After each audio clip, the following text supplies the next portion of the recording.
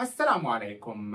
مرحبا بكم في قناة أخبار الفنون القتالية. اليوم سنغطي لكم نزال الجبابرة المغربي جمال بن صديق ضد الهولندي ليفي ريختر ضمن حدث جلوري 103 ضمن فئة الوزن الثقيل. لقاء تكسير العظام، فمن سيلحق الأذى بالثاني؟ هل الجالوت جمال بن صديق أم المطرقة الهولندية ليفي ريختر؟ فهذا النزال صراحة نزال مخيف، وأكيد سينتهي بالضربة القاضية من طرف ما، ممكن من المغربي أم الهولندي. دعونا نشاهد هذا النزال التاريخي.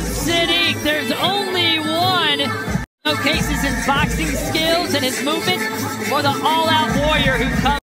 Levy is a good master of distance, so Jamal's gonna head kick strike knocked out Uku Urindal, and he's got.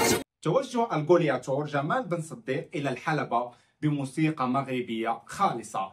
نموت على بلادي والدية. حب الوطن مزروع في جمال بن صديق، فهو دائما يوجه رسالة للشعب المغربي أنه يحب هذا البلد العظيم. Pushed to his limits further than he thought he could go. He said the physical, and he says he's got both coming in to this fight here tonight. That was the game changer in that fight.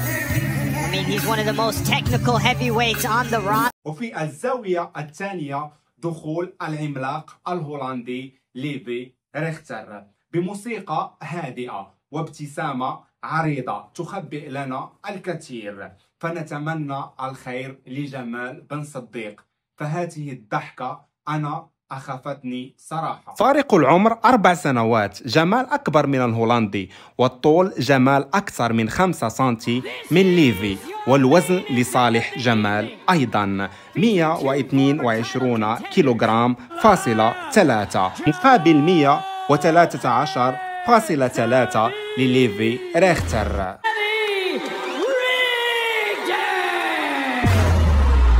شاهد معي النظرات المخيفة لكلا المقاتلين.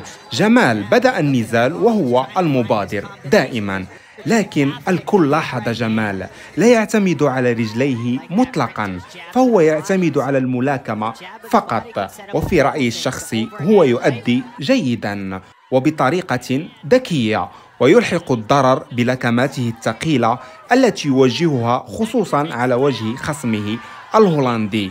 لكن أرى بأن جمال تسرع للرجوع إلى الحلبة بسبب الإصابة التي تعرض لها مؤخرا ضد خصمه الفرنسي سفيان العيدوني. لكن إن شاء الله خير، جمال لا يتراجع ويضيق المسافة بينه وبين الهولندي، لأن ريختر يعتمد على رجليه كثيرا، وهذا ما يجعل جمال يقلص المسافة بينه وبين الهولندي. ولأن المغربي أيضا يعتمد على الملاكمة بسبب الإصابة التي تعرض لها مؤخرا. لكن سرعان ما بدأ ليفي ريختر يحصل على المسافة، خصوصا بعدما بدأ التعب يصيب جمال، فبدأ يتحرك بسهولة. أوف أوف أوف أوف أوف أوف أوف شاهد معي هاته البايكيك التي رصت في أضلع جمال، جعلته يسقط أرضا مباشرة. فهذه الضربة تكون مؤثرة على الجهاز التنفسي،